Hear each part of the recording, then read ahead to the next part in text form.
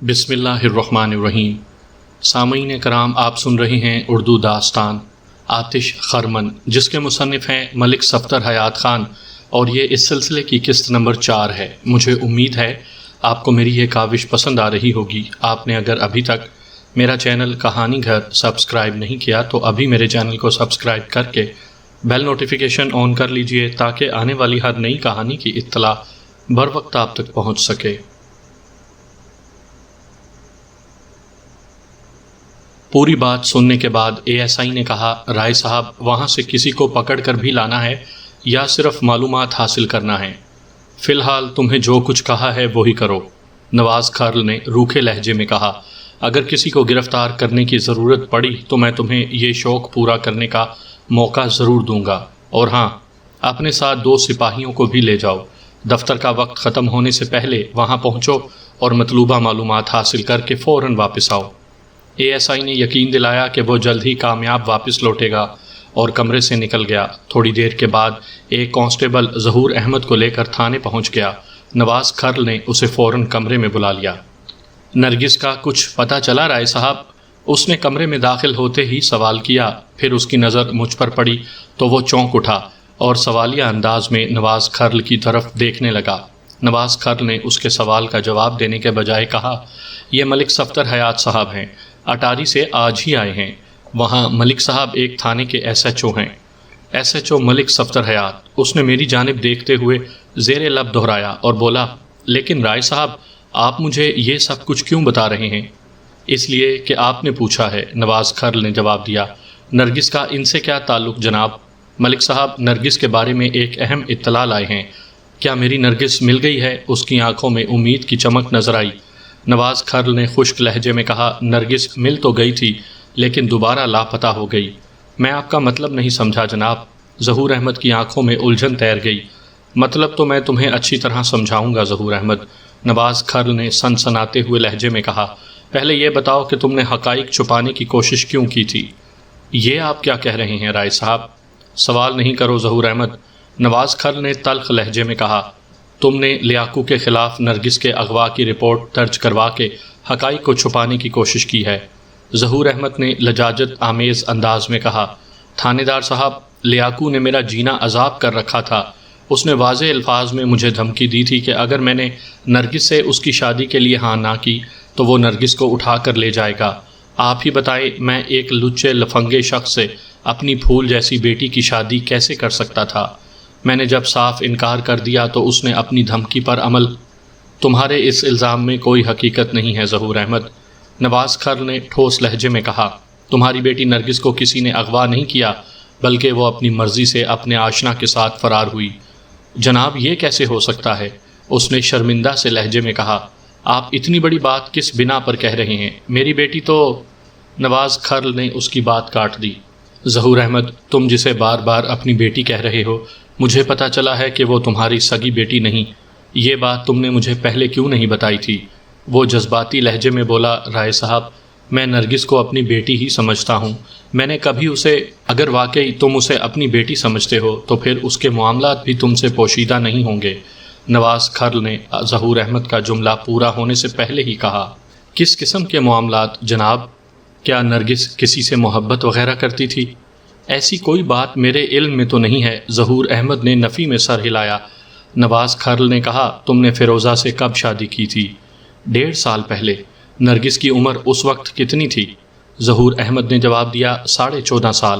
ایک لمحے کے توقف سے اس نے اضافہ کیا، اس وقت نرگس پورے 16 سال کی ہو چکی ہے۔ لیکن آپ یہ سب کچھ کیوں پوچھ رہے ہیں جناب؟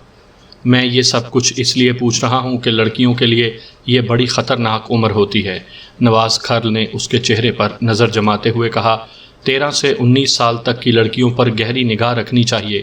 والد کو چاہیے کہ وہ اپنی لڑکیوں کو گھر میں تنہا نہ چھوڑیں، انہیں ایسی سہیلیوں کے گھر نہ جانے دیں جہاں جوان لڑکے موجود ہوں یا رنگین مزاج بوڑھے ہوں، حتیٰ کہ ان کے سونے جاگنے، اٹھنے بیٹھنے، کھانے پینے اور اوڑھنے بچھونے، ہر چیز کا خیال رکھنا چاہیے۔ لیکن لگتا ہے تم نے اپنے فرائض سے زبردست کوتاہی کی ہے، جو تمہیں نرگس کے محبت کے معاملات کی کچھ خبر ہی نہیں۔ اس کا چہرہ شرم سے سرخ ہو گیا۔ شکستہ لہجے میں بولا، جناب آپ واضح الفاظ میں بتائیں کہنا کیا چاہ رہے ہیں؟ میں واقعی نرگس کے ایسے کسی معاملے سے آگاہ نہیں ہوں۔ نواز کھرل نے پوچھا، کیا تم جمیل فاروقی کو بھی نہیں جانتے؟ وہ چونک اٹھا، پھر بولا، جمیل فاروقی میرے پڑوس میں رہتا ہے، محکمہ انہار میں آفیسر ہے، آج کل وہ اپنے گاؤں گیا ہوا ہے، ہمارا اکثر آمنا سامنا ہوتا رہتا ہے، اس نے جواب دیا۔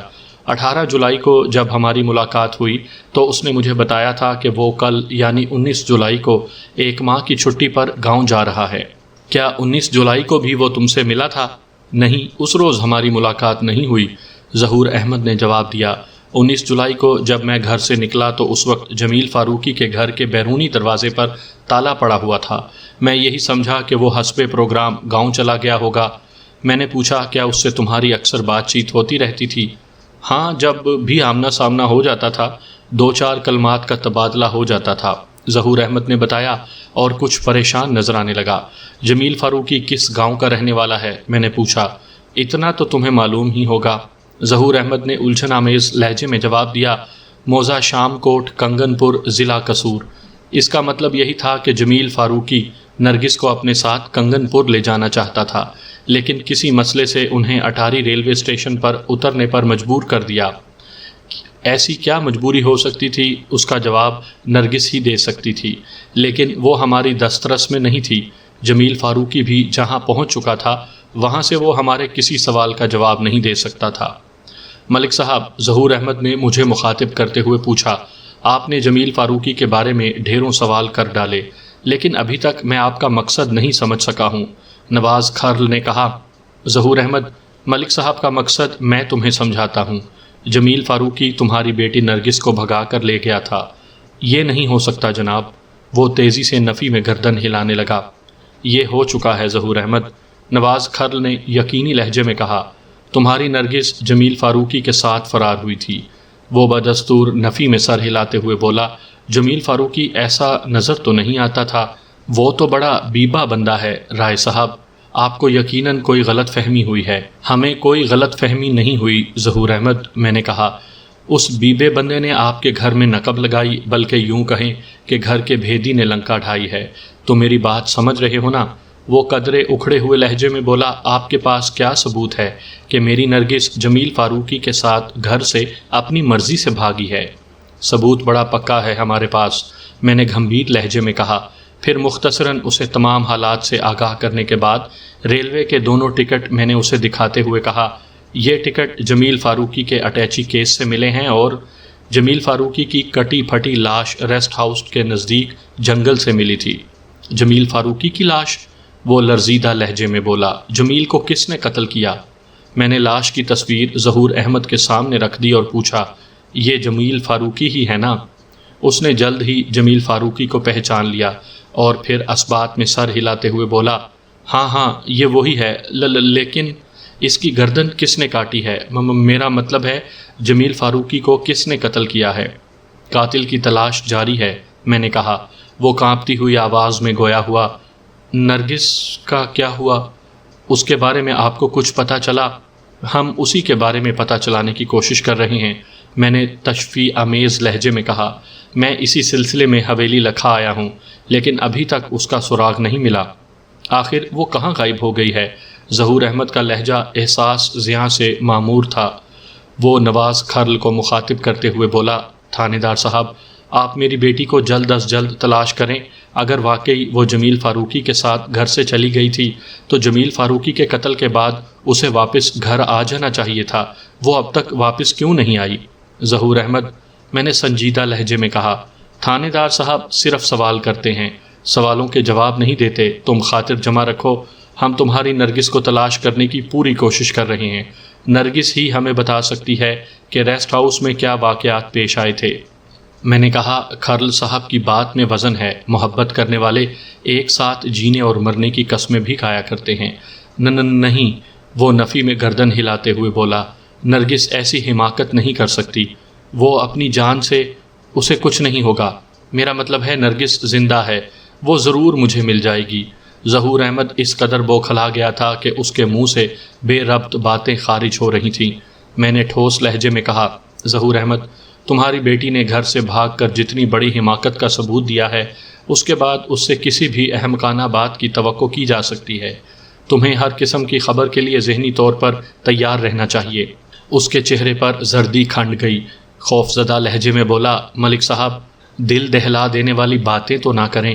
خدا کے واسطے کسی طرح نرگس کو ڈھونڈ نکالیں۔ آپ جتنی رقم کہیں گے میں دینے کو تیار ہوں۔ اس کے علاوہ بھی اگر کوئی خدمت میں نے قطع کلامی کرتے ہوئے کہا، کسی رقم یا خدمت کی ضرورت نہیں ہے ظہور احمد، نرگس کو تلاش کرنا ہمارا فرض ہے، تم پریشان نہ ہو، ہم اپنے فرض سے غافل نہیں ہیں۔ اسی وقت ASI افتخار احمد کمرے میں داخل ہوا اور نواز کھرل کو مخاطب کرتے ہوئے بولا، رائے صاحب، کام ہو گیا ہے جناب، سسپینس پیدا نہ کرو۔ نواز کھرل نے سنجیدہ لہجے میں کہا، جمیل فاروقی کے بارے میں تمہیں کیا معلومات حاصل ہوئی ہیں؟ جناب، معلومات بھی لایا ہوں اور وہاں سے ایک بندہ بھی میرے ساتھ آیا ہے، افتخار احمد نے ڈرامائی انداز میں کہا۔ پہلے بندہ یا معلومات؟ پہلے معلومات اگلو، پھر بندے کو اندر بھیجو، نواز کھرل نے افسرانہ انداز میں حکم جاری کیا۔ ASI افتخار احمد نے بتایا، سر جی، جمیل فاروقی گزشتہ 1 سال سے حویلی لکھا میں ڈیوٹی کر رہا ہے۔ وہ کنگن پور ضلع قصور کے ایک گاؤں شام کوٹ کا رہنے والا ہے۔ وہ شادی شدہ ہے، گاؤں میں اس کی بیوی اور 2 بچے ہیں۔ آج کل وہ اپنے گاؤں گیا ہوا ہے، دفتر سے اس نے 1 ماہ کی چھٹی لی ہوئی ہے، یعنی 19 جولائی سے 18 اگست تک کی۔ وہ 19 اگست کو ڈیوٹی پر حاضر ہوگا۔ افتخار احمد جمیل فاروقی کے قتل کے بارے میں نہیں جانتا تھا۔ میں اور نواز کھرل حیرت اور دلچسپی سے ASI کی فراہم کردہ اطلاعات سن رہے تھے۔ اس میں سب سے اہم اور سنسنی خیز خبر یہ تھی کہ مقتول جمیل فاروقی شادی شدہ اور 2 بچوں کا باپ بھی تھا۔ اور تمہارے ساتھ جو بندہ آیا ہے وہ کون ہے؟ نواز کھرل نے استفسار کیا۔ وہ جمیل فاروقی کا دوست ہے، اس کے ساتھ ہی دفتر میں کام کرتا ہے، ASI نے جواب دیا۔ اس کا نام اشرف ہے اور وہ بھی کنگن پور ہی کا رہنے والا ہے۔ کیا اشرف بھی کنگن پور کے گاؤں شام کوٹ کا رہنے والا ہے؟ میں نے ASI سے سوال کیا، یعنی جمیل فاروقی کے گاؤں کا؟ ASI نے جواب دیا، اشرف کے گاؤں کا نام لاندیاں والا ہے۔ ویسے لاندیاں والا اور شام کوٹ میں زیادہ فاصلہ نہیں ہے اور دونوں کا ایک دوسرے کے گھروں میں بھی آنا جانا ہے۔ ASI سلوٹ کر کے کمرے سے باہر چلا گیا۔ میں اور نواز کھرل کافی دیر تک اشرف سے مختلف سوالات کرتے رہے، لیکن مزید کوئی نئی بات معلوم نہ ہو سکی۔ اشرف نرگس اور مقتول جمیل فاروقی کے عشقیہ معاملات سے واقف نہیں تھا۔ باہمی مشاورت کے بعد ہم نے یہ طے کیا کہ اشرف کو شام کوٹ روانہ کیا جائے تاکہ وہ جمیل فاروقی کے لواحقین کو یہ جان لیوا خبر پہنچا دے۔ نواز کھرل نے کہا کہ وہ آج ہی 2 سپاہیوں کے ہمراہ اشرف کو شام کوٹ بھیج دے گا۔ اشرف اپنے دوست کو پیش آنے والے سانحے کے بارے میں جان کر اداس ہو گیا۔ اس کی حالت دیکھ کر بخوبی اندازہ ہو رہا تھا کہ اسے جمیل فاروقی کی ناگہانی موت سے گہرا صدمہ پہنچا تھا۔ ایسا ہونا بھی چاہیے تھا، آخر کو وہ جمیل فاروقی کا گہرا دوست بھی تھا۔ میں نے اور رائے نواز کھرل نے آئندہ لایا عمل تیار کیا اور پھر میں اور ASI فتح علی واپس اٹاری آ گئے۔ جب ہم واپس اپنے تھانے پہنچے تو مغرب کی اذان ہو رہی تھی۔ وہ 1 اگست کی ایک ابر آلود دوپہر تھی۔ میں نے آج ہی SI نور خان کی سربراہی میں ایک police party canal rest house روانہ کر دی تھی تاکہ چوکیدار غلام قادر کو گرفتار کر کے جلد از جلد میرے پاس لایا جائے، اور اس وقت مذکورہ چوکیدار مسکین صورت بنائے میرے سامنے کھڑا تھا۔ مجھے اس کی اداکاری پر حیرت ہو رہی تھی۔ اس کے رویے اور چہرے کے تاثرات سے یہی ظاہر ہو رہا تھا کہ جیسے وہ اس بات پر ہراساں اور پریشان ہو کہ ہم نے اسے گرفتار کیوں کیا ہے۔ بالآخر یہی سوال اس کی زبان سے بھی نکل آیا۔ تھانے دار صاحب، اس نے نحیف سی آواز میں پوچھا، آپ نے مجھے کیوں گرفتار کروایا ہے؟ تم سے ایک سٹیج ڈرامے میں ایک بے گناہ کردار کی ایکٹنگ کروانی ہے، میں نے زہر خند لہجے میں کہا۔ جی، کیا کروانی ہے؟ اس نے آنکھیں جھپکا کر پوچھا۔ میں نے سخت لہجے میں کہا، غلام قادر، میں نے تمہیں وارننگ بھی دی تھی کہ اگر تم نے میرے ساتھ غلط بیانی سے کام لیا تو میں تمہارا حشر خراب کر دوں گا۔ میں نے ایسا کہا تھا یا نہیں؟ کہا تھا جی، اس کے چہرے پر معصومیت برقرار تھی۔ پھر تم نے مجھے بے وقوف بنانے کی کوشش کیوں کی؟ جناب، آپ کو کوئی غلط فہمی ہوئی ہے، میں نے غصے کو ضبط کرتے ہوئے پوچھا۔ جمیل فاروقی اور نرگس 20 جولائی کو ہی ریسٹ ہاؤس پہنچے تھے نا؟ ہاں جی، اس نے اثبات میں سر ہلایا۔ اور لیاقو بدماش 23 جولائی کی شام ان سے ملنے آیا تھا۔ میں نے آپ کو یہی بتایا تھا جناب۔ تم نے یہ بھی بتایا تھا کہ 24 جولائی کی صبح جب تم سو کر اٹھے تو وہ تینوں غائب تھے۔ میں نے اسے کڑے تیوروں سے گھورا۔ جی بالکل جناب، ایسا ہی ہوا تھا۔ میں نے غلام قادر کے منہ پر ایک زناٹے دار تھپڑ رسید کرتے ہوئے کرخت لہجے میں کہا، حرام زادے، میں نے تمہیں تاکید کی تھی کہ اگر مجھ سے جھوٹ بولو گے تو میں تمہیں نمونہ عبرت بنا دوں گا۔ میری بات تمہاری سمجھ میں نہیں آئی تھی؟ وہ پہلی بار سراسیمہ نظر آیا۔ اپنے گال کو سہلاتے ہوئے ڈھٹائی سے بولا، جناب میں نے آپ سے کون سا جھوٹ بولا ہے؟ وہ تمہاری ماں کا یار لیاقو بدماش۔ میں نے اسے ایک زوردار لات رسید کرتے ہوئے کہا، 22 سے 26 جولائی تک حویلی لکھا کے تھانے کے حوالات میں بند تھا۔ تم کہتے ہو کہ 23 جولائی کو وہ تمہارے ریسٹ ہاؤس میں آیا تھا؟ وہ خوف زدہ نظر آنے لگا، جیسے اس کی کوئی چوری پکڑی گئی ہو۔ دوسرے ہی لمحے وہ سنبھل کر بولا، جناب لیاقو بدماش سے میری کوئی جان پہچان تو تھی نہیں۔ جمیل فاروقی نے مجھے بتایا تھا کہ ان سے ملنے کے لیے آنے والا لیاقو ہے۔ میں نے یقین کر لیا ممکن ہے وہ کوئی دوسرا شخص ہو۔ میں نے اس کی آنکھوں میں آنکھیں گاڑ دیں اور خاموشی سے اسے گھورنے لگا۔ دوسرے ہی لمحے وہ نظریں چرا کر دائیں بائیں دیکھنے لگا۔ اس کے بدن کی حرکات و سکنات سے اضطراب کی عکاسی ہوتی تھی۔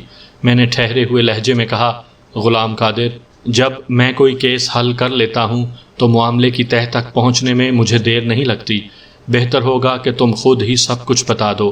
مجھے مجبور نہ کرو کہ میں تمہاری بوڑھی ماں اور چھوٹی بہن کو گرفتار کر کے حوالات میں بند کر دوں۔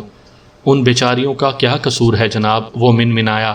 میں نے کہا، وہ تمہارے قصور کی سزا بھگتیں گی۔ میں نے کیا کیا ہے؟ تم نے جمیل فاروقی کو قتل کیا ہے۔ میں نے سنسناتے ہوئے لہجے میں کہا، اور نرگس کی روپوشی میں بھی تمہارا ہاتھ ہے۔ وہ چلایا، میں نے کسی کو قتل نہیں کیا۔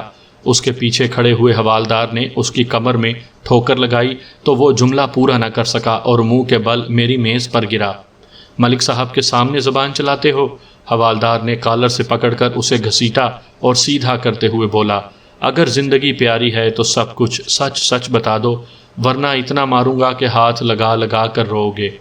غلام قادر تھر تھر کانپنے لگا مگر اپنے بیان پر ڈٹا رہا۔ تھانے دار صاحب، میں نے جمیل فاروقی کو قتل نہیں کیا۔ آپ میری بات کا یقین کریں۔ مجھے نہیں پتا نرگس کہاں اور… ملک صاحب یہ ایسے نہیں مانے گا۔ حوالدار نے مجھے مخاطب کرتے ہوئے کہا، اسے ایک دن کے لیے میرے حوالے کر دیں، میں اس کی ساری ٹیڑھیں نکال دیتا ہوں۔ میں نے حوالدار کی خواہش پوری کرتے ہوئے کہا، جبار احمد ایک بات کا خاص خیال رکھنا، بندہ ضائع نہیں ہونا چاہیے۔ آپ فکر نہ کریں ملک صاحب، حوالدار جبار احمد نے یقینی لہجے میں کہا، اس کا انگ انگ آپ کو سلامت ملے گا۔ حوالدار غلام قادر کو لے جانے لگا تو میں نے غلام قادر کو مخاطب کرتے ہوئے کہا، غلام قادر، ریسٹ ہاؤس کی چابیاں کہاں ہیں؟ میرے پاس ہیں، اس نے جواب دیا اور تعجب خیز نظر سے مجھے دیکھنے لگا جیسے میں نے کوئی عجیب و غریب سوال پوچھ لیا ہو۔ وہ چابیاں مجھے دے دو، میں نے تہکمانہ لہجے میں کہا۔ آپ چابیوں کا کیا کریں گے جناب؟ اس کا تعجب گہری پریشانی میں تبدیل ہو گیا۔ اس کی پریشانی میں خوف کا عنصر شامل تھا۔ میں نے کہا، تم جتنی راتیں حوالات میں بند رہو گے میں اتنی ہی راتیں تمہارے ریسٹ ہاؤس میں مکمل ریسٹ کروں گا۔ وہ کچھ نہ سمجھنے والے انداز میں الجھی ہوئی نظر سے مجھے دیکھنے لگا۔ میں نے گرجدار آواز میں کہا، تم نے سنا نہیں کہ میں تم سے ریسٹ ہاؤس کی چابیاں مانگ رہا ہوں؟ جناب آپ مجھ پر شک نہ کریں، وہ گڑ گڑانے لگا، میں نے جمیل فاروقی کو قتل نہیں کیا۔ حوالدار نے اسے دائیں بائیں 2-4 زوردار جھٹکے دیے، پھر اس کی پنڈلی پر اپنے بوٹ سے ایک مہلک ٹھڈا مارتے ہوئے خوفناک لہجے میں بولا، جمیل فاروقی کے سالے، ملک صاحب کی بات نہیں سنی تم نے؟ وہ ریسٹ ہاؤس کی چابیاں مانگ رہے ہیں۔ اپنی بات ختم کرتے ہی حوالدار نے اسے ایک جھاپڑ رسید کیا۔ غلام قادر نے ریسٹ ہاؤس کی چابیوں کا گچھا اپنی جیب میں سے نکال کر میری طرف بڑھا دیا۔ حوالدار اسے دھکے دیتا ہوا میرے کمرے سے باہر لے گیا۔ میں نے وہ چابیاں ایک خاص مقصد کے تحت حاصل کی تھیں۔ میں غلام قادر کے غیاب میں ریسٹ ہاؤس کی مکمل تلاشی لینا چاہتا تھا۔ جب سے میری نظر میں غلام قادر کی ذات مشکوک ہوئی تھی، میں بیک وقت کئی زاویوں سے جمیل فاروقی کے قتل کے بارے میں غور و فکر کر رہا تھا۔ میں نے اسی وقت ASI صداقت حسین کو اپنے ساتھ لیا اور کینال ریسٹ ہاؤس کی جانب روانہ ہو گیا۔ احتیاطاً 2 سپاہیوں کو بھی ہم نے اپنے ساتھ رکھ لیا۔ تقریباً 1 گھنٹے تک ہم ریسٹ ہاؤس کی تلاشی لیتے رہے میں نے تلاشی کا آغاز اسی کمرے سے کیا تھا جہاں مقتول جمیل فاروقی اور نرگس کا سامان رکھا ہوا تھا۔ ہر چیز جوں کی توں موجود تھی۔ بعد ازاں میں نے دوسرے کمروں کو بھی کھنگال ڈالا۔ اکثر کمروں کی حالت سے اندازہ ہوتا تھا کہ وہاں کی صفائی ہوئے کافی عرصہ گزر چکا ہے۔ ایک بڑے سائز کے کمرے میں آتش دان بھی بنا ہوا تھا۔ سردیوں کے موسم میں وہاں آگ بھی جلائی جاتی ہوگی، لیکن اس وقت وہ آتش دان سرد اور ویران پڑا تھا۔ میں نے ایک فوری خیال کے تحت اے ایس آئی سے کہا، صداقت، کیوں نہ اس آتش دان کی چمنی کو بھی چیک کر لیا جائے؟ آئیڈیا تو اچھا ہے ملک صاحب، وہ تائیدی لہجے میں بولا۔ تم کسی لمبی سی چھڑی کا انتظام کرو، میں نے کچھ سوچتے ہوئے کہا۔ اے ایس آئی نے ایک سپاہی کو مخاطب کرتے ہوئے مطلوبہ چھڑی ڈھونڈنے کا حکم جاری کیا اور اس حال نما کمرے کے پرانے فرنیچر کو الٹ پلٹ کر دیکھنے لگا۔ دونوں سپاہی چھڑی تلاش کرنے نکل گئے۔ تھوڑی ہی دیر بعد ایک سپاہی وہاں نمودار ہوا۔ اس کے ہاتھ میں کسی بیلچے کا دستہ تھا۔ وہ مذکورہ دستہ میری جانب بڑھاتے ہوئے بولا، یہی مل سکا ہے جناب۔ میں نے بیلچے کا دستہ ہاتھ میں لیا تو چونک اٹھا۔ اس کے ایک سرے پر جمے ہوئے خون کا دھبا واضح طور پر نظر آ رہا تھا۔ میں نے بیلچے کے اس سرے کا بغور معائنہ کیا۔ خون جمنے کے بعد سیاہی مائل رنگت اختیار کر چکا تھا۔ میں نے پہلی نظر میں ہی اندازہ لگا لیا کہ اس خون کو جمے ہوئے 1 ہفتے سے زیادہ نہیں گزرا۔ جمے ہوئے خون کے دھبے کے آس پاس چند انسانی بال بھی چپکے ہوئے دکھائی دے رہے تھے۔ یہ دستہ تمہیں کہاں سے ملا ہے؟ میں نے بیلچے کا دستہ لانے والے سپاہی سے کہا۔ جناب، ادھر اسٹور روم کی 2 چھتی پر سے اتار کر لایا ہوں۔ اے ایس آئی بھی میرے نزدیک آ گیا تھا۔ میں نے اس وقت پوسٹ مارٹم کی رپورٹ کے بارے میں سوچا، جس کے مطابق مقتول جمیل فاروقی کی موت سر کے عقبی حصے میں لگنے والی چوٹ کے سبب واقع ہوئی تھی۔ اے ایس آئی میرے چہرے کے تاثرات سے بھانپ گیا تھا کہ میں کن خطوط پر سوچ رہا ہوں۔ وہ جوشیلے لہجے میں بولا، ملک صاحب، لگتا ہے ہم نے آلہ قتل برآمد کر لیا ہے۔ ہاں، کسی حد تک کہہ سکتے ہیں، میں نے گھمبیر لہجے میں کہا۔ صحیح صورتحال کا اندازہ تو اس دستے کے لیبارٹری ٹیسٹ کے بعد ہی ہوگا۔ اس وقت دوسرا سپاہی بھی وہاں پہنچ گیا۔ وہ ایک لمبی سی چھڑی کہیں سے ڈھونڈ لایا تھا۔ سپاہی نے وہ چھڑی اے ایس آئی کو تھما دی اور کہا، جناب، ایک مچھردانی سے نکال کر لایا ہوں۔ میں نے اے ایس آئی سے کہا، تم اس چھڑی کو آتش دان کی چمنی کے اندر داخل کر کے ادھر ادھر ہلاؤ۔ آپ ذرا ادھر جا کر کھڑے ہو جائیں ملک صاحب۔ اے ایس آئی نے کمرے کے ایک کونے کی جانب اشارہ کیا۔ چمنی کے اندر سے کالک کا ایک طوفان برآمد ہوا۔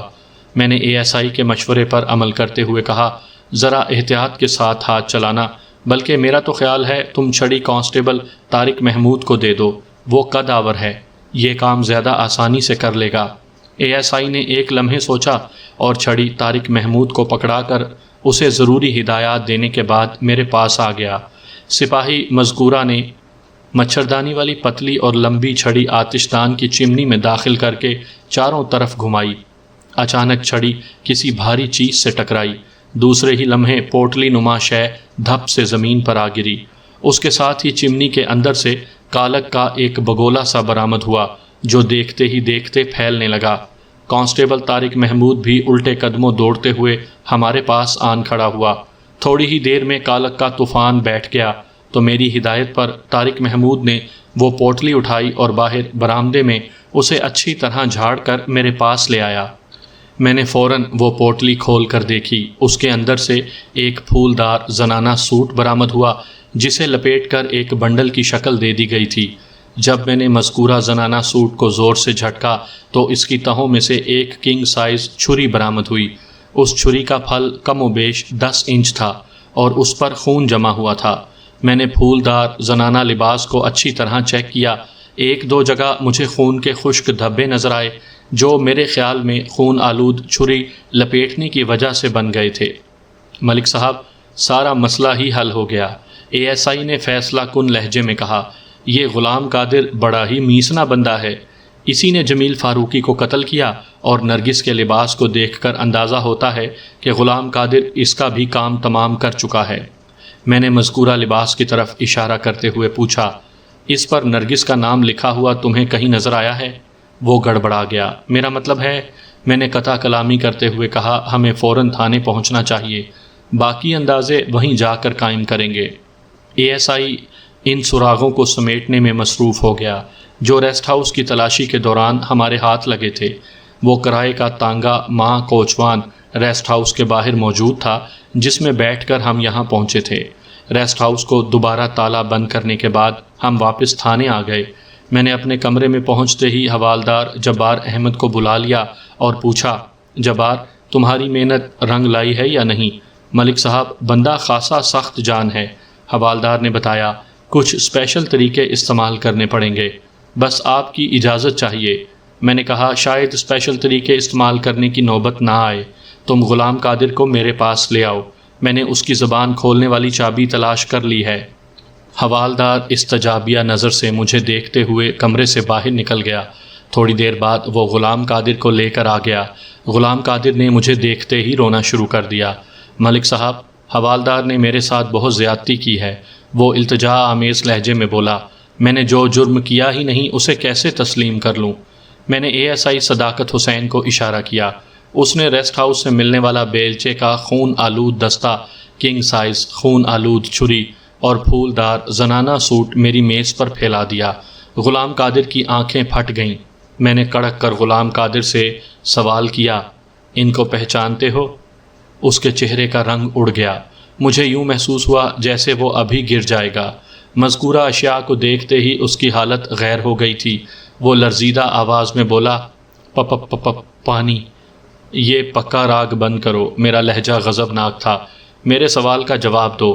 یہ تمام چیزیں ہمیں تمہارے ریسٹ ہاؤس سے ملی ہیں۔ میں اس خون آلود چھری اور بیلچے کے دستے کو معائنے کے لیے ابھی لیبارٹری بھجوا رہا ہوں، پھر دودھ کا دودھ اور پانی کا پانی ہو جائے گا۔ تمہارے حق میں یہی بہتر ہوگا کہ لیبارٹری کی رپورٹ آنے سے پہلے مجھے حقیقت حال سے آگاہ کر دو، ورنہ تمہیں پھانسی کے پھندے سے کوئی نہیں بچا سکے گا۔ وہ میرے قدموں میں گر کر قسمیں کھانے لگا اور رو رو کر مجھے یقین دلانے کی کوشش کرنے لگا کہ وہ مذکورہ اشیاء کے بارے میں کچھ نہیں جانتا۔ ملک صاحب، لاتوں کے بھوت باتوں سے نہیں مانتے۔ ASI نے غلام قادر کو گھورتے ہوئے کہا، اسے ٹرائل روم میں لے چلتے ہیں۔ میں نے کچھ سوچتے ہوئے ایک طویل سانس خارج کی اور حوالدار کو مخاطب کرتے ہوئے کہا، جبار، یہ آج کا دن تمہارا مہمان رہے گا، اس کی مہمانداری کا خاص خیال رکھنا۔ وہ خوش ہوتے ہوئے بولا، میں نے تو پہلے ہی کہا تھا کہ جناب کی یہ اسپیشل کیس ہے، دال روٹی سے بات نہیں بنے گی، اس کی خاطر تواضع اسپیشل چرغے سے کرنا ہوگی۔ تم اسے چرغا کھلاؤ یا مرغ پلاؤ، یہ اب تمہارے حوالے ہے۔ میں نے کہا، یہ تمہاری ہنرمندی کا امتحان بھی ہے جبار احمد۔ حوالدار بڑے پر اعتماد انداز میں غلام قادر کو دھکیلتے ہوئے وہاں سے لے گیا۔ تھوڑی دیر بعد ٹرائل روم سے غلام قادر کے چیخنے کی آوازیں آنے لگیں۔ جبار نے مشق سخن شروع کر دی تھی۔ میں نے ASI سے کہا، تم فوراً یہ چیزیں لیبارٹری ٹیسٹ کے لیے دے کر آؤ۔ ASI کے جانے کے بعد میں اپنے کمرے میں بیٹھا اس کیس کی کڑیاں ملانے کی کوشش میں مصروف تھا کہ حوالدار جبار نے آ کر بتایا، جناب، مہمان تعاون پر آمادہ ہے، وہ آپ کو بلا رہا ہے۔ میں حوالدار کے ساتھ فوراً ٹرائل روم میں پہنچ گیا۔ غلام قادر کی حالت خاصی ناگفتہ بات تھی۔ وہ مجھے دیکھتے ہی فریادی لہجے میں بلبلا اٹھا، ملک صاحب، مجھے اس قصاب سے چھڑائیں، میں سب کچھ آپ کو بتا دوں گا۔ شروع ہو جاؤ، میں نے جارحانہ انداز میں کہا۔ وہ بولا، پہلے ایک گلاس پانی۔ میں نے غلام قادر کے لیے پانی منگوایا۔ جب اس کے حواس بحال ہوئے تو اس نے جمیل فاروقی کے قتل کا اقرار کر لیا۔ اس نے جو طویل بیان دیا اس کا خلاصہ میں آپ کی خدمت میں پیش کرتا ہوں۔ غلام قادر نے پہلی ہی نظر میں یہ اندازہ لگا لیا تھا کہ جمیل فاروقی اور نرگس میاں بیوی نہیں تھے۔ وہ 8 سال سے وہاں قیام کرنے والے سرکاری افسروں کے رنگ ڈھنگ دیکھ رہا تھا اور بخوبی پہچان جاتا تھا کہ کون سا افسر اپنی بیوی کے ساتھ آیا ہے اور کون سا داشتہ کے ساتھ۔ نرگس کو دیکھ کر اسے پہلی مرتبہ احساس ہوا کہ وہ نہ تو جمیل فاروقی کی بیوی تھی اور نہ ہی داشتہ۔ دل میں شک پیدا ہوتے ہی وہ ان کی ٹو میں لگ گیا اور 2 ہی دن میں اسے معلوم ہو گیا کہ جمیل فاروقی نرگس کو شادی کا خواب دکھا کر گھر سے بھگا کر لایا تھا۔ وہ رات کو اور بعض اوقات دن میں بھی چھپ کر ان کی باتیں سنتا رہتا تھا۔ 23 جولائی کی رات وہ بھی خفیہ طریقے سے ان کے درمیان ہونے والی گفتگو سن رہا تھا کہ وہ دونوں کسی بات پر جھگڑا کرنے لگے۔ غلام قادر نے پوری توجہ ان کی باتوں پر لگا دی۔ ان کی تکرار بڑی سنسنی خیز تھی۔ جمیل فاروقی ازدواجی تعلقات کے لیے اصرار کر رہا تھا، جبکہ نرگس کا موقف یہ تھا کہ جب تک ان کا نکاح نہیں ہو جاتا وہ ایک حد سے آگے نہیں بڑھے گی۔ دونوں کی بحث و تکرار اس قدر بڑھی کہ ہاتھا پائی میں بدل گئی۔ نرگس جمیل فاروقی کو حد الوسع سمجھانے کی کوشش کر رہی تھی، لیکن لگتا تھا جمیل پر جیسے شیطان سوار ہو گیا تھا۔ وہ اسے بار بار دبوچنے کی کوشش کر رہا تھا۔ یہ صورتحال غلام قادر کی برداشت سے باہر ہو گئی تو اچانک اسے یوں محسوس ہوا جیسے وہ اپنے آپ میں نہ رہا ہو۔ اس کے بعد جو کچھ بھی ہوا وہ سب غیر ارادی عمل کا نتیجہ تھا۔ جانے کہاں سے اس کے ہاتھ میں بیلچے کا دستہ آ گیا اور وہ کس طرح ان کے کمرے میں داخل ہوا